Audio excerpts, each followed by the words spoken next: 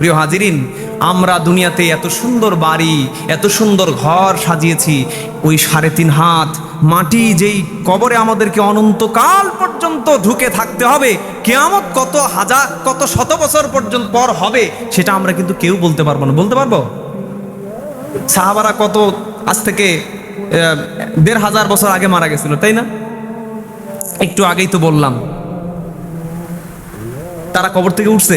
তা আপনি আমি যদি এখন মারা যাই, কত শত বছর পর্যন্ত ওই কবরে ওই 3.5 হাত মাটিতে থাকতে হবে, তার কোনো ঠিক ঠিকানা নাই। হাদিসে স্পষ্ট করে কথাও বলা নাই, নবীজি বলেন নাই, তবে কিছু আলামত বলেছেন যে এই এই আলামতগুলো যখন হবে তখন কিয়ামত হবে।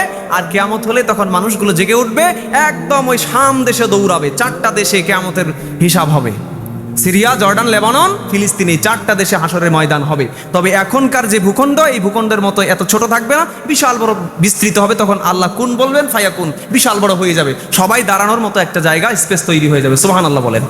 প্রিয় হাজিরিন, আসুন তাহলে আমরা যেই ঘর, যেই সংসার সাজিয়েছি এত সুন্দর করে আরামায়েশ করার জন্য, মাত্র 24 ঘন্টা ঘুমানোর জন্য, বা মাত্র 6 ঘন্টা 7 ঘন্টা ঘুমানোর জন্য, কারো তো ঘুমই হয় না, ট্যাবলেট খায় ঘুমাতে হয়, এত এত এত আরামায়েশ করার জন্য আমরা এই কবরটা মানে এই ঘরগুলো সাজিয়েছি, বাড়ি বানাইছি, টাইলস করেছি, ফ্যান, এসি ছাড়া ঘুম ধরে না।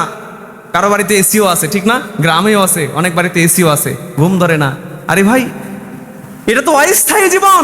এই অস্থায়ী জীবনের জন্য যদি আপনি এত কষ্ট করতে পারেন, ওই 3.5 হাত মাটিটার নিচে আপনার কি অবস্থা হবে, সেখানে কি ফেরেশতার জবাব আমি দিতে পারবো কিনা, সেইটা কি আপনি ভেবেছেন? 3.5 হাত মাটিটাকে একটু সাজানোর চেষ্টা করতে হবে ভাই, কি বলেন, ঠিক না?